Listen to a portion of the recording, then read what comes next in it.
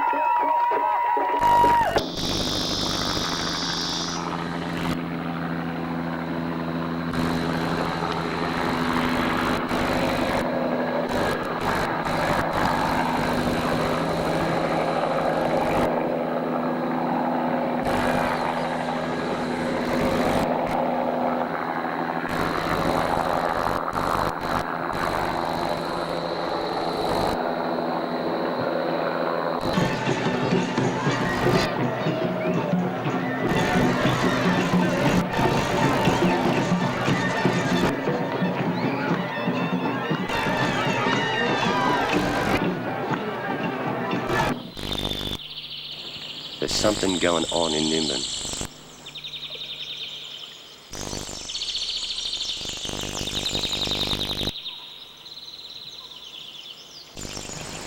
And this is what the fuss is all about. The hemp plant, cannabis sativa, also known as marijuana, Mary Jane, pot, grass, yandi, kif, hashish, in all its many forms. It's been used by humans for centuries.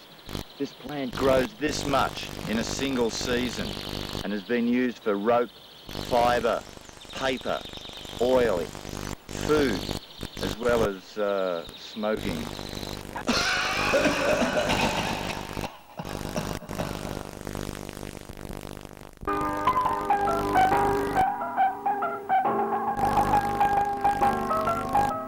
Dreamed about a river 5 feet long, mighty immense but not too strong.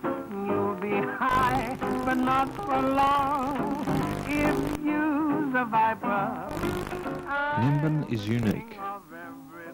Once just another dying ghost town, the 1973 Aquarius Festival transformed it into what it is today, the hippie capital of Australia.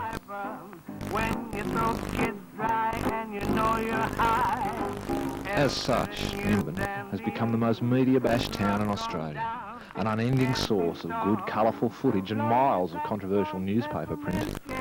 Any unscrupulous journo with a deadline is guaranteed a story if they come to Nimbin, and they all have.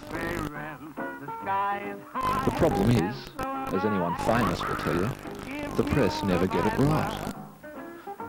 Throughout the 80s and 90s, Nimbin, like everywhere else in the world, underwent a drastic increase in the availability of heroin. Nimbin, unlike most towns, doesn't have a back street to hide it in. The population generally has a fairly liberal attitude to drugs and drug use. Marijuana is widely used, and there is a strong psychedelic tradition. Let's face it, they're hippies. But before we join the national media in relegating hippies to the same laughable, mushroom-crazed idiot corner of the 20th century, let's try to remember that a lot of their more loopy ideas have turned out to be quite true.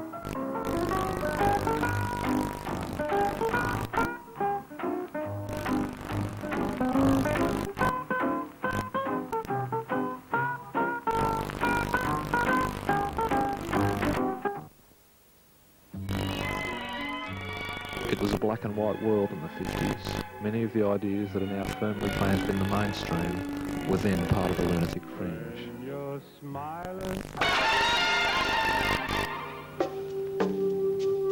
All of that changed in the 60s. Pop fashion met bohemia, smoked a few joints, and suddenly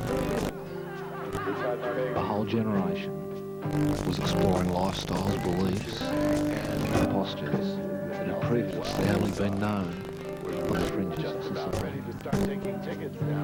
Fashions change, of course, and within a short time, punk nihilism had replaced hippie idealism. By the 80s, the hippies were pretty much a joke.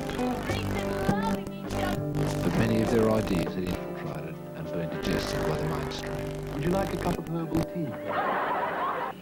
This is grass. You mean marijuana? Yeah. Lord have mercy, is that what that is?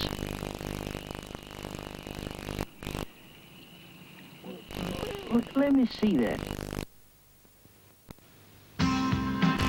Meanwhile, in Nimbin, the hippies had come to town, bringing with them all the trappings of the 60s youth culture, including, of course, marijuana. Throughout the 70s, 80s and 90s, pot has been widely used and accepted in Nimbin. The majority of the population smoke and grow the stuff. Inevitably, this has led to an ongoing police problem.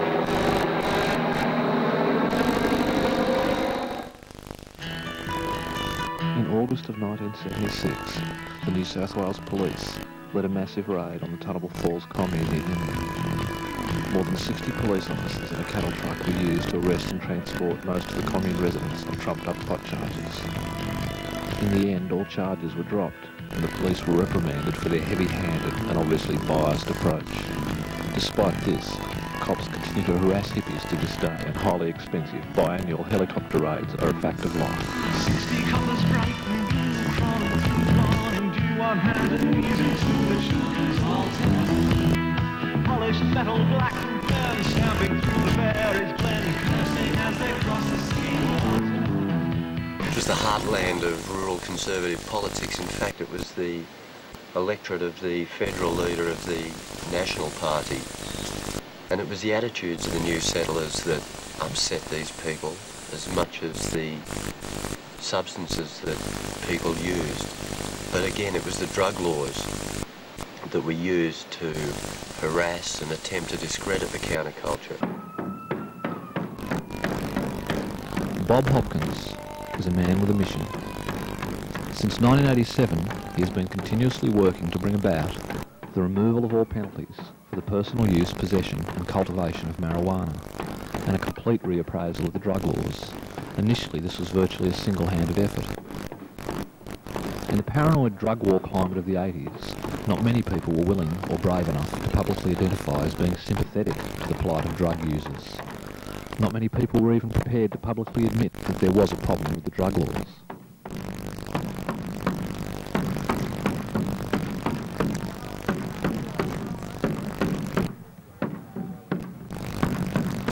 Fear became endemic, and the hysteria of the drug wars became self-justifying.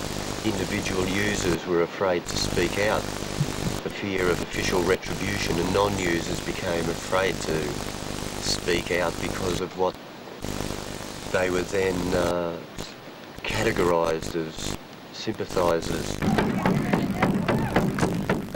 Nevertheless, Bob carried on his campaign to initiate, at the very least, an open and rational discussion on the subject.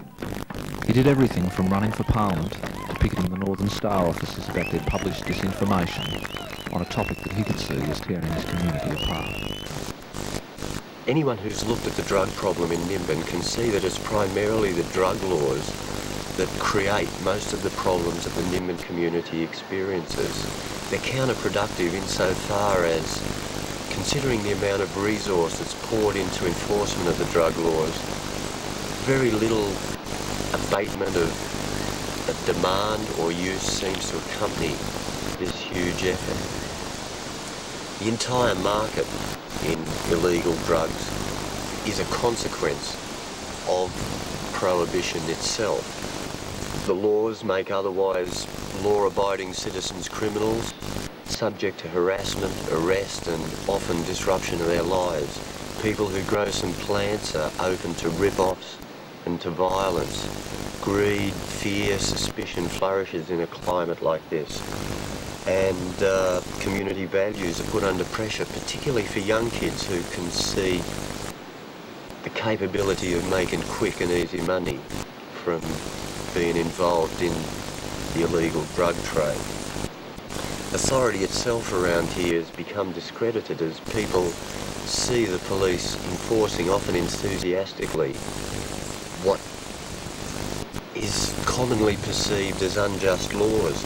And particularly as most of the people who are arrested are small users, home growers, or small-time dealers. And it's very rarely that any of the big growers, almost never, that distributors, big distributors of chemical drugs are charged. By the 90s, as it was becoming more and more obvious that the drug laws just weren't working, the tide of public opinion seemed to shift. Many people on the North Coast were coming out of the closet. Sick of the paranoia, sick of the harassment, not willing to watch their now adolescent children being sent to jail, more than 1,000 people marched through the streets of Nimbin on May Day 1993, publicly stating their dissatisfaction with the drug laws. The 93 Let It Grow rally was a watershed for the Nimbin hemp group that had formed around Bob's original stirring.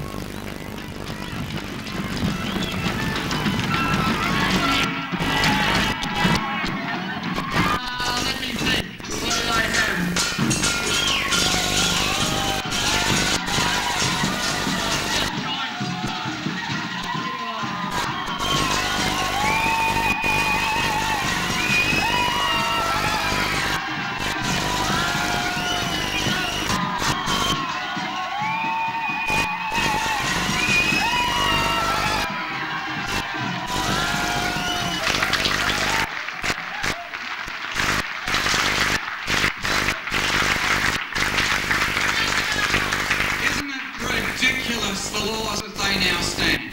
Yes? Isn't it ridiculous that 25% of all prisoners in New South Wales prisons are there for cannabis-related offences? Isn't that ridiculous?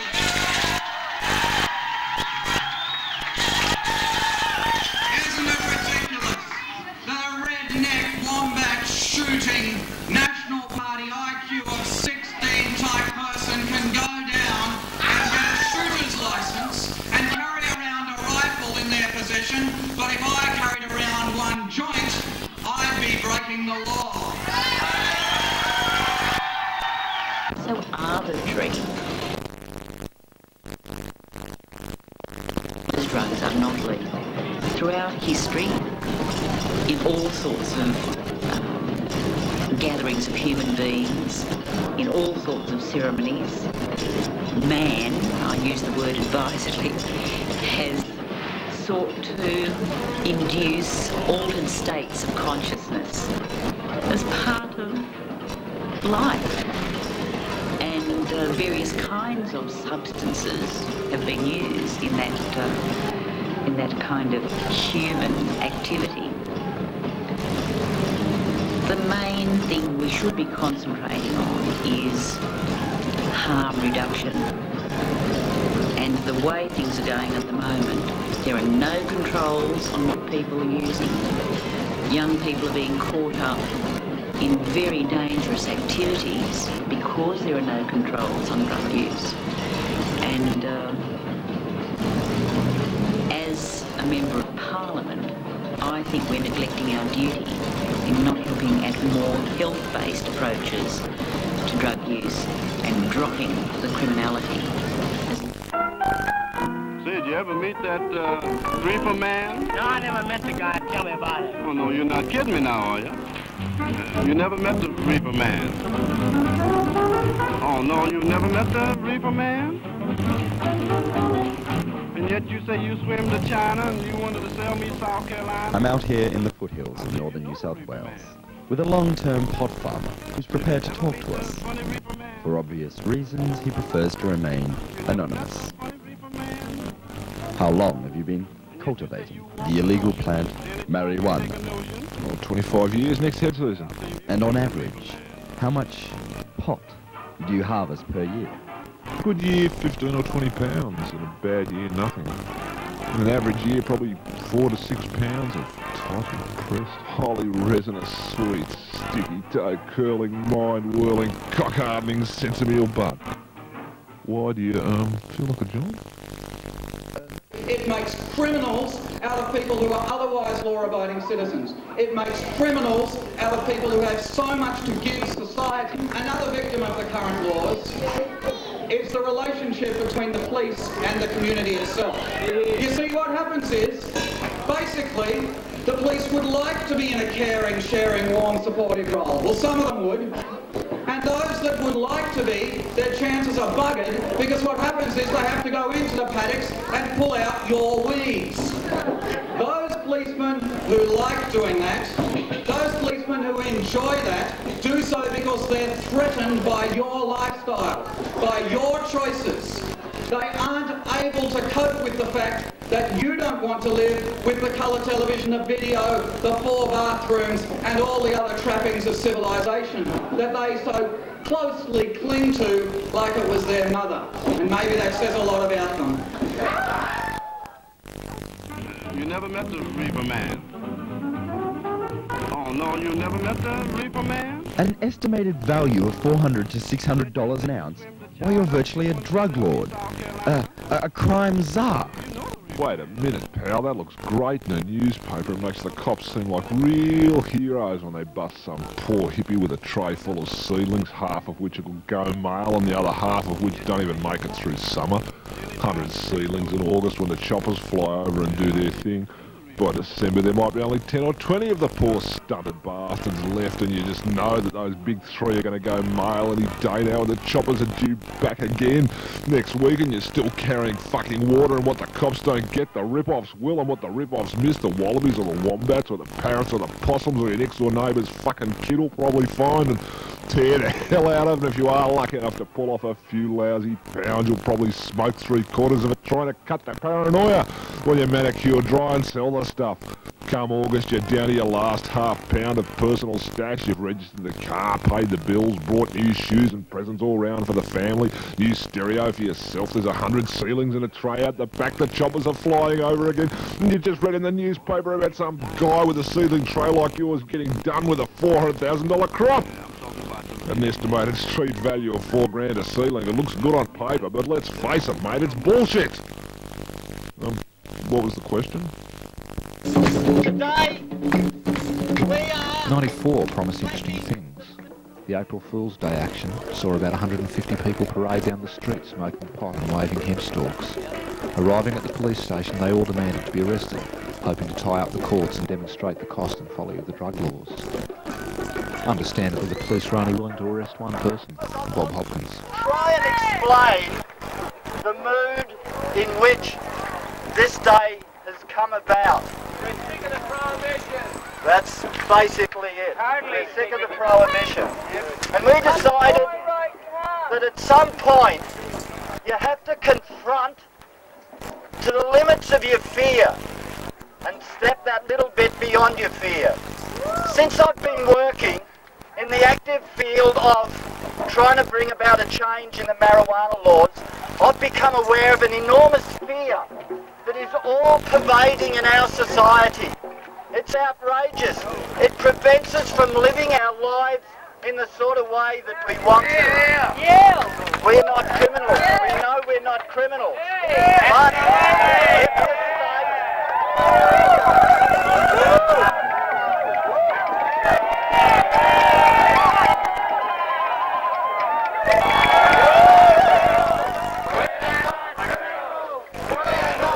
Accompanied by his lawyer David Halpin, Bob was admitted to the police station where they confiscated his roach and dried hemp stalks.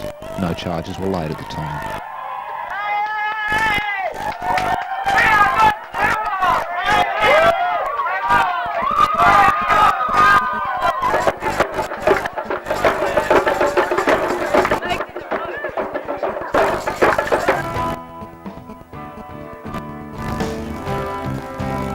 The following May Day Let It Grow Carnival and Street Parade was a huge success, attracting more than 2,000 people this year. The Beyond Prohibition Conference, which was held in Nimbin concurrently, featured many of Australia's legal, medical and sociological experts in the field and brought together academics and activists for the first time.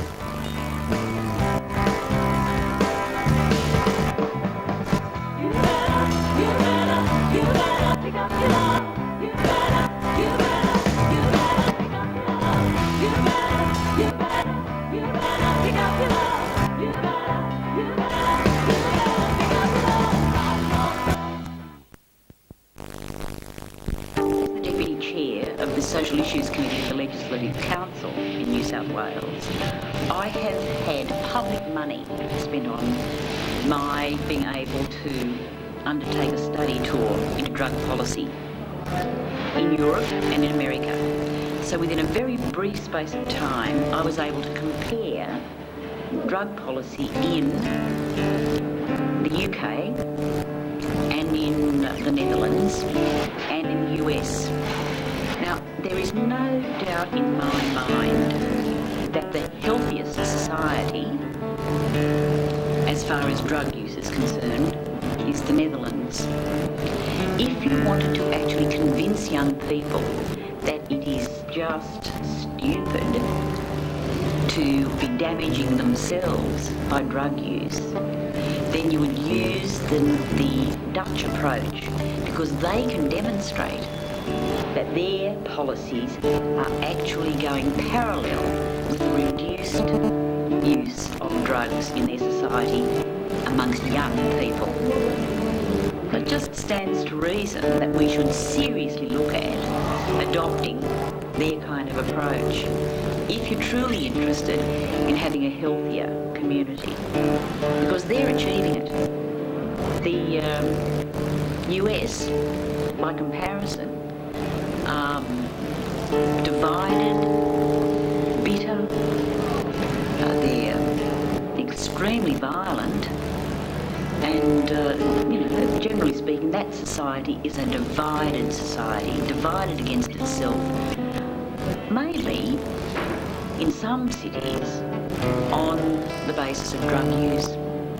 It's a very destructive element in society because of its criminality. Why would you like to see cannabis legalised? I'd like to be able to legitimise my work. I don't really see anything wrong with growing pot for a living. It's certainly no worse than working in a pub or a brewery. I'd like to just do my thing and pay tax and all that. I mean, the whole North Coast runs on green money. The shopkeepers all know it. Frankly, I'm sick of the crap that goes with grass being illegal. I'm sick of the paranoia, I'm sick of the rip-offs. Mostly I'm sick of having to wear this stupid digitised bubble on my head all the time. And why should we have laws that comparatively favour the gun holders, that comparatively favour the tax dodgers, that comparatively favour the people who are perpetrating domestic violence? Why should we have laws that comparatively favour them and pick on us? Why is that? My view is that we should stand up to it. That we should no longer be prepared to simply smoke in our closets. We should no longer be prepared to be silent, as most of the legal profession are, as most of the medical profession are, as most of the judges are, as most of the police are, and yet when you speak to them on a one-to-one basis, they all agree with everything that I've been saying. If we've got to take the politics out of the drug debate, if we can take the politics out of the drug debate and get some rational acknowledgement of what the facts are and where we should best spend our money, then we'll probably get some change. But you've got to convince people and convince the leadership of governments that that's the way to go. And that might be a bit hard, but I think it's coming. This is a song about police hassling hippies for the drug laws, which I see as just a tool for lifestyle harassment myself, but they don't really need that, I suppose. They've always got traffic fines to hassle us if they really want to. Anyway, it's called the Bush Bus Ballad.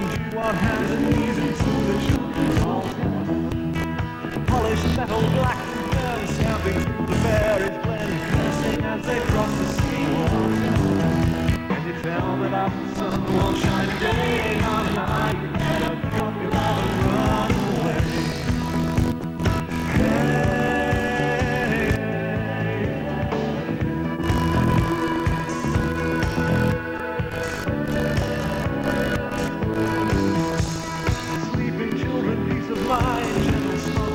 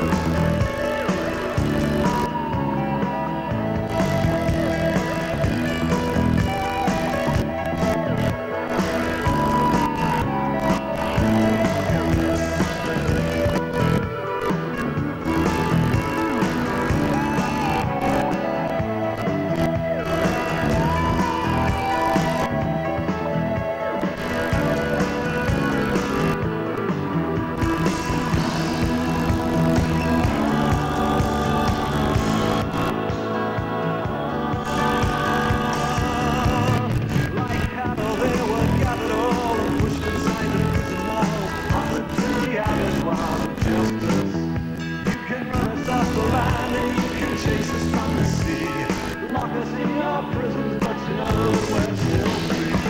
Feel like the sun will shine today, our night. Let's go, we love and give it all away.